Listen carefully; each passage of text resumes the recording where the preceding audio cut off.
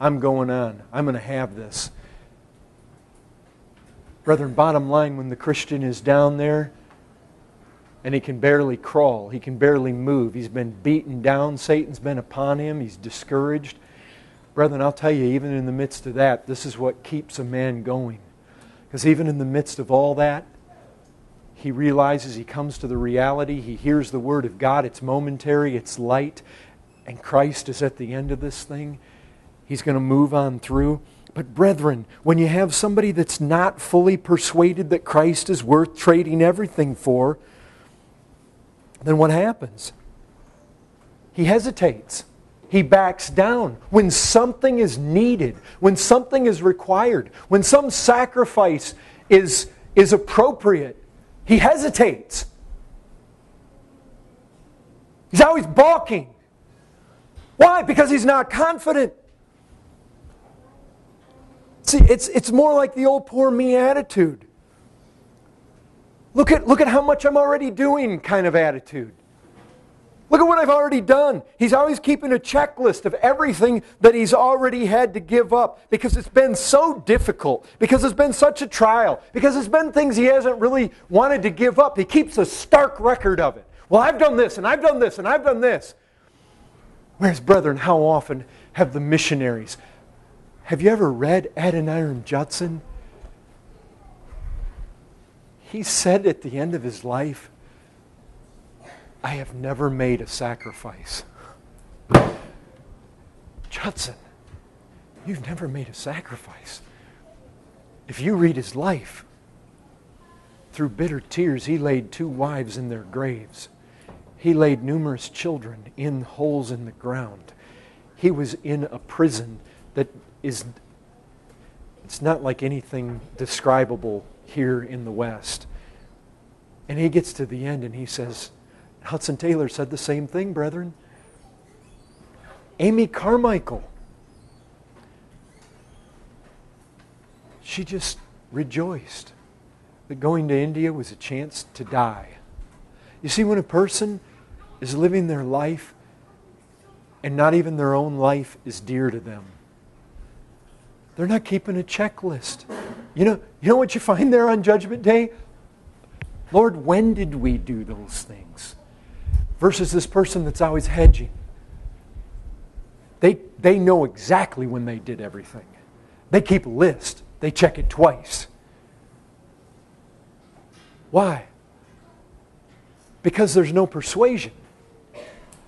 They're always hesitating. They're always halting. The man who will not venture all for Christ and do it joyfully, according to this parable, is a man who's not fit for heaven. I tell you this, men act the way they do because of what they're persuaded of. Mark it down. Brethren, what are you persuaded of?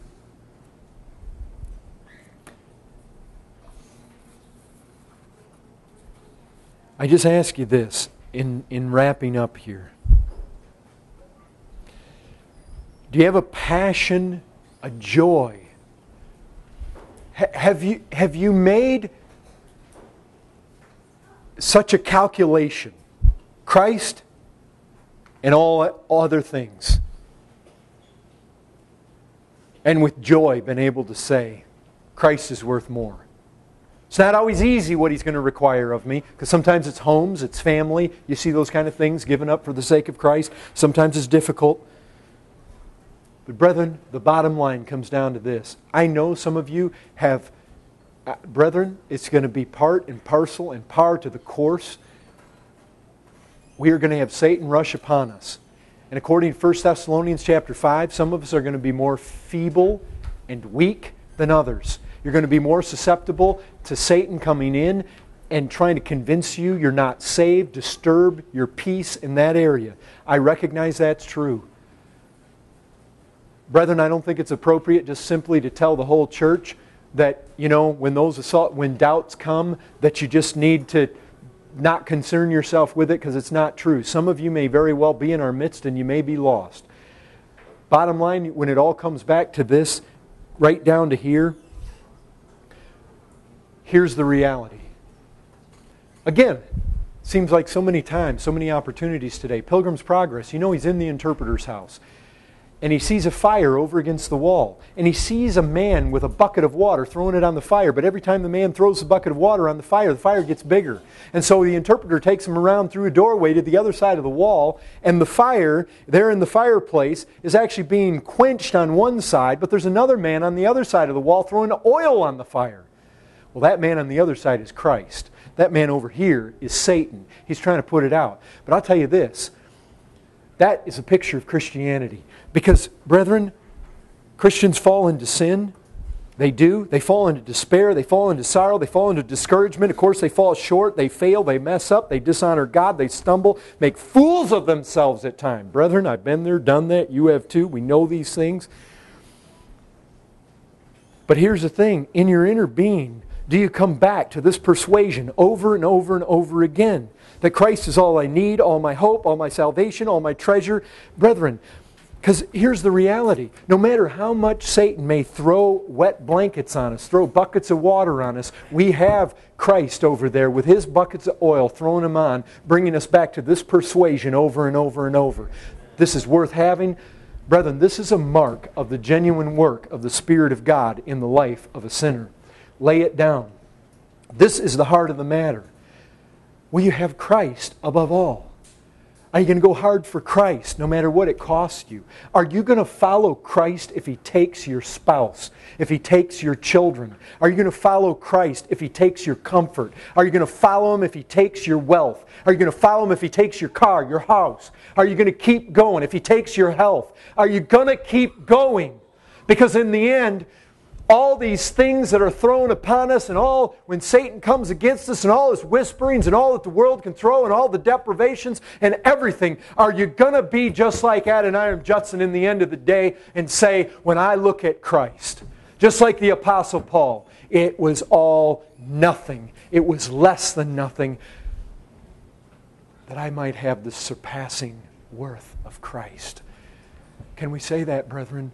This is the mark of real Christianity. All other things, there are other things to be considered, but this is the heart of the matter. Is Christ the driving compulsion of your life? And is there a certainty that He is more precious than everything else? Because, brethren, those that hedge have not come to this persuasion. And if they haven't, they fall out of that parable. And Jesus says that the kingdom of heaven is like this. And if you're not like that, you should be afraid. God help us, brethren. May that, brethren, I know that is true in my heart. I know it is. I may not know a lot of things, but I know, brethren, when it gets hard, I keep coming back to this over and over and over again for 20 years. I am going to keep going. This is hard, and there's a lot of days I want to throw in the towel, but I want Christ more than I want anything else.